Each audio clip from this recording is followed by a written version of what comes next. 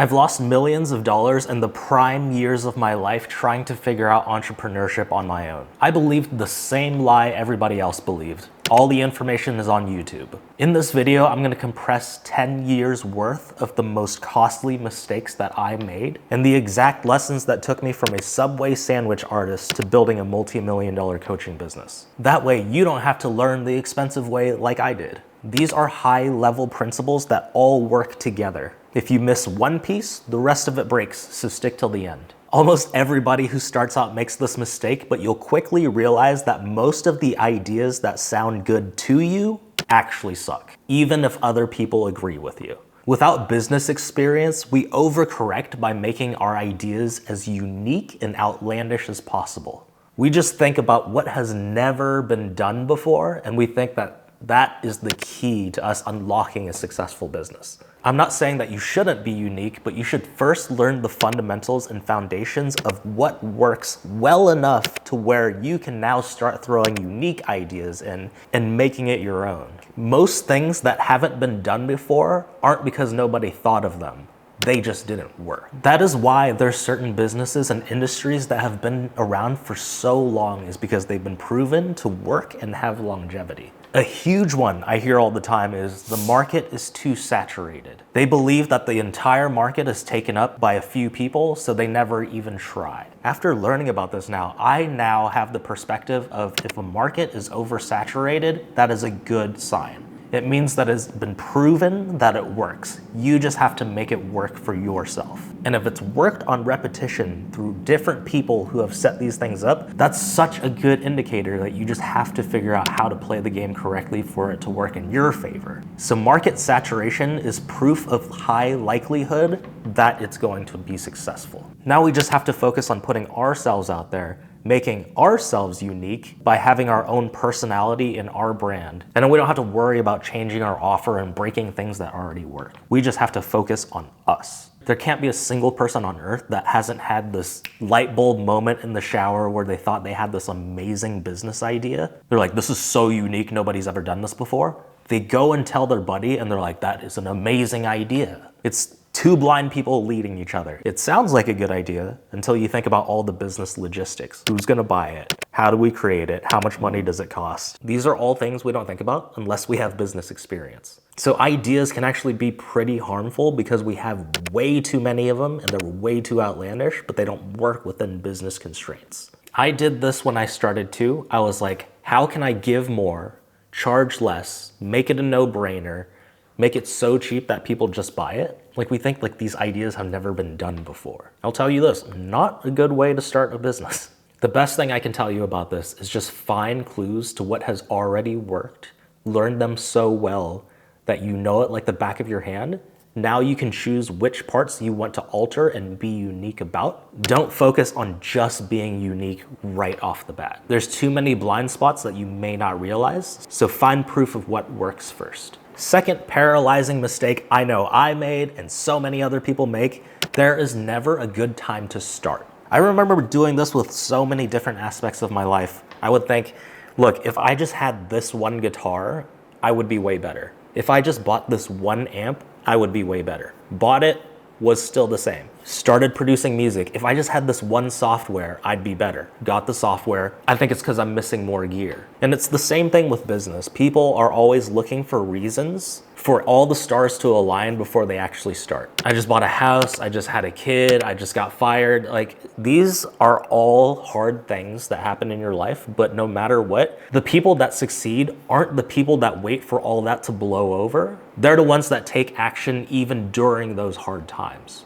Something always comes up, which is why most people can't save enough money as they'd like, because there's always something that comes up. Life doesn't just pause so that you can achieve your goals. Building a business has multiple steps. It's constantly going to take your attention, challenge you, and give you new objectives to overcome. Imagine if you made an excuse for each one of those objectives. Oh, this is happening in my life. Gotta wait 3 months. Finally do it. Another objective comes up. Gotta wait another 5 months because this came up. All those events added up over time is going to expand so much that you end up doing nothing. Every business owner that I know that is successful, just do it now. regardless of what's going on in their life. And that's why it's hard to build a business. But that is your advantage because most people aren't going to do the things that are hard. So if you're willing to do it, you already have an immediate leg up. Don't wait to save up. Don't wait for your kids to grow up. Don't wait till you pay off your house. Just do it now. You could look at any one of those things I just mentioned as the excuse to not move forward, or you could use it as the motivator for the reason you should move forward now. 90% of people will let that stall them.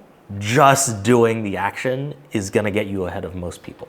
I started my coaching business during the pandemic time. It was a time where I was working in the hospital. I couldn't see my family because I couldn't be around them. I was in a high risk area, so I was just at home by myself. My grandma had a major stroke. We got a call. I was getting all the pieces together to run my first webinar to build my business. And I got a call and they told me that my grandma had just had a major stroke in the living home facility. She doesn't speak English. She's at the hospital by herself. I drove from Oregon down to California just to get turned around at the hospital because they couldn't let anyone in because of COVID. I say this to say there's unexpected things that happen in your life, but if I would have just gave up right there and never ran that webinar, never took that first step, I wouldn't be here today. Speaking to this camera, I would literally still be at a 9-to-5 job. There's no perfect time. Life gets hard. You just have to do it anyways. Third really big lesson I learned was that trial and error is the most expensive thing. Think about it logically for a second. You're limited on resources. You don't have that much time because you're probably working 40 hours a week at your job that you're trying to get out of, but you need to build this, otherwise you can't get out of it. So you don't have a whole lot of time to work at this. Plus, you're not making a whole lot of money because your business is just starting out. You're just getting paid off of the paychecks that you get from work. If you have limited time and very limited money, you only have so many bats to take. There's only so many posts you can make. There's only so much you can spend on ads. You can't afford to waste that on ideas that don't work. You don't have the luxury to pour resources into ideas that you don't know if they work or not. What can happen is that we have this idea and we keep pouring into this idea that was already doomed from the start. So now you're wasting all your limited time, all your limited money on something that wasn't gonna take off in the first place. Or on the flip side, you have a winning idea, but you run into the first roadblock that you were not anticipating, but it's a normal roadblock, and then you give up on the idea and you move on to something else. All right, let me give you an example. Let's say that you're trying to grow a guitar coaching business. You put out flyers. You start making posts online. You're like, well, I did it for a week, that didn't work. You start sending cold messages to people. You're like, that didn't work. You start putting out flyers and you're like, I got one phone call. So then you keep putting out flyers. Is flyers the best way to grow things right now? No, but just because you got one small bite, you dropped the other things that would have worked if you stuck with them for longer. If you would have kept posting on social media, it would have eventually grown more and more. If you would have kept DMing people, of course, a lot of people don't reply, but eventually it would work and you have more reach. So now you just keep trying flyers and you're just extending the fail cycle and skipping over things that could have worked. It's hard when we start because we have a chaotic amount of ideas with amateur execution plans and unreal expectations. So then we end up failing, starting over, failing, starting over, failing, starting over. When I was trying to make music my career for 10 years, I tried all sorts of avenues. I thought, let me find a studio to work in and then I can just work with artists. Let me try engineering, or maybe I'll be the producer. After trying that for a while, I was like, well, I can be the producer, but I could just sell beats online to artists. They could buy them, sing and rap over them. Tried that for a while, then I was like, oh, there's another opportunity. I could do sync licensing where I could make music for different TV shows. I could sell beat packs. I could sell melody packs. There's a million things that all sound good. But I just kept starting over because as soon as I ran into an issue with the current thing I was doing, there was something else shiny that I was like, that sounds better. But I had unreal expectations about how much work went into each avenue. So as soon as I ran into a roadblock and found something else that was like, that sounds like a good idea, I would just shift over. So I'd keep trying, failing, trying, failing, trying, failing. I ended up getting nowhere. And it took me forever to get anywhere.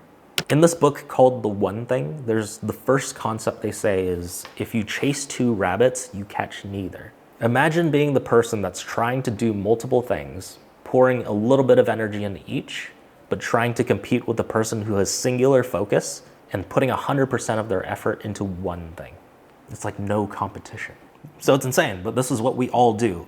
Trying to teach ourselves something that we don't know how to do is disguised as the cheap route, because the cost that you pay is stretched over a long period of time, so it doesn't feel like you're losing a lot up front. But now you're not only paying the costs and not noticing it, you also lose the time and you never get that back.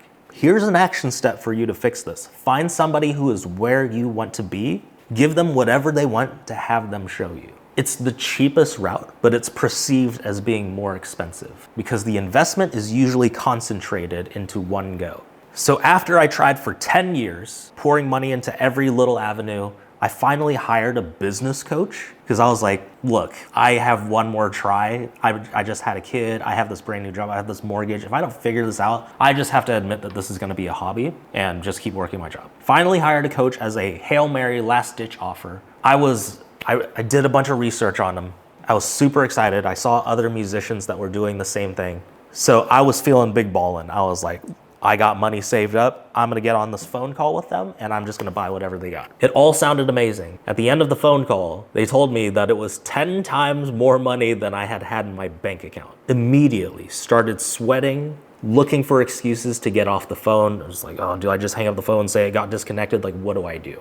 There was nothing but fear running through my body. But I just knew the little ounce of level-headedness I did have during that moment was there's two costs to this. There's the cost of the program, which is 10 times more than I have in my bank account, or there's the cost of working a job I don't like, missing my daughter grow up, not being able to catch up financially, work until I'm 65, finally retire, live off of a savings that barely gets me by the time inflation eats me up. Which one costs more?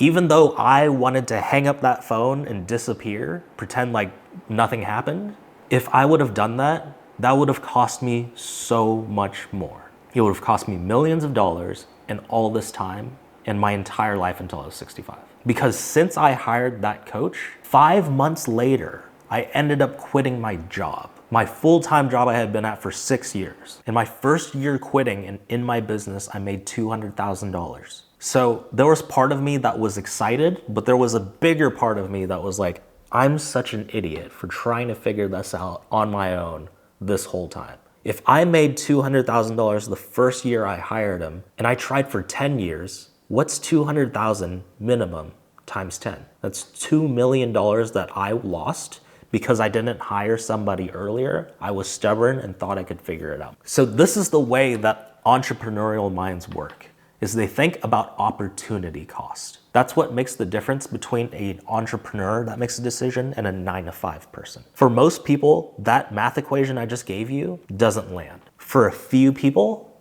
it hurts. Those are the people meant to be entrepreneurs. Ooh, this one's a fun one. It's costly to build a product before pre-selling it. Okay, so this is a huge mistake everyone makes. I would have made the same mistake if I didn't hire a coach. So I was thinking about putting out a course, making a course for music production. And I thought, okay, cool. So if I'm gonna sell this, I need to really make this course really good. So I'm gonna write down all this stuff. I'm gonna plan it out. I'm gonna film it. I'm gonna have high production. It's gonna take months. The assumption is that you should build the product.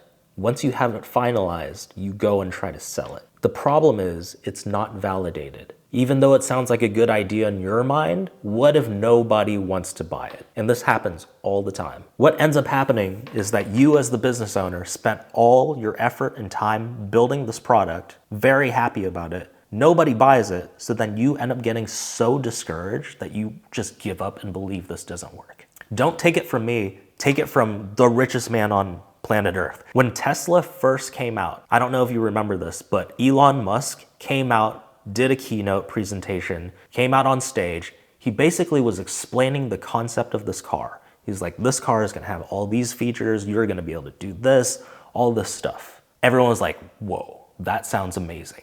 And then Elon Musk was like, this car has not been created yet.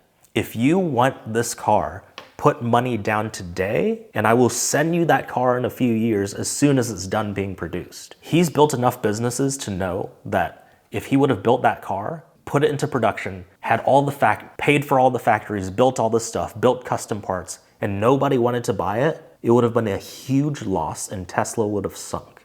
Instead, what he did was sold the concept because it was still in an idea phase. It was easier to scrap it then when it's still in the idea phase. So he proved that people actually wanted it. He took the money that he got from down payments, then used that capital to put the car into production to be built. Now that it's validated, he got the money, he used it to actually build the product. This is one of the biggest costs you can have in any business, is having a failed product. It's hard to recoup capital. It's hard to bounce back mentally. The big industry secret is to sell the idea before you build the product.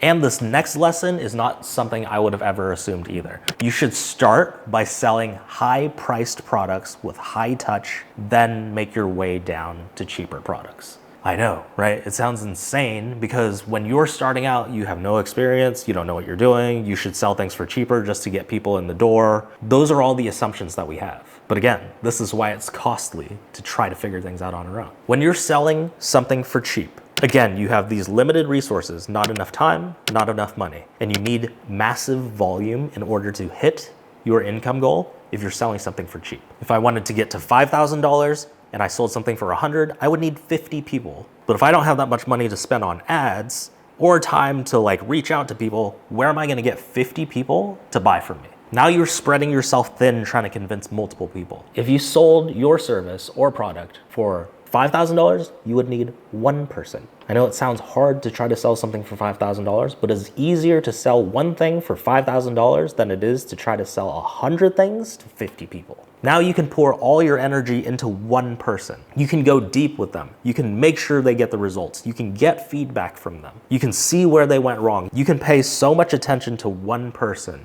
that it just makes so much more sense. Then you make money faster, take that money you made, scale further. Same thing with Tesla. That example I was telling you about Tesla. The first car that he sold was a high-ticket car. It was a couple $100,000. He knew that only a small portion of that market would be able to afford a car like that. But that small portion has more money. As soon as he had the money, put that car into production, sent that car over, he now made enough money to start building a mid-tier, which is the Model X and the Model S that you see with the butterfly doors. He put that into production, sold a bunch of units. Guess what happened next? He took that money, put it into the low tier, the Model 3 and the Model Y. That's the car you see on the road every day. So he knew that if you started high ticket, sold to more affluent people, you would get money faster to build out the next tier down. Once that made you money, you could take that money and expand to a broader group of people. Sounds backwards, but when you're starting out, you should charge more to less people, focus on getting those less people the thing they want. They'll be happy. You can take that testimonial, use it to get other people. You can take that money to expand and reach other people. If you want my personal help to help you grow your high-ticket coaching business, I'll leave a link in the description to book a call. Like we just talked about pricing, not only should you start out charging more, but if you charge low prices, it actually scares away the best clients. Watch this video right here to learn the psychology of a premium buyer and what makes them actually want to buy and why cheap prices are scaring them away.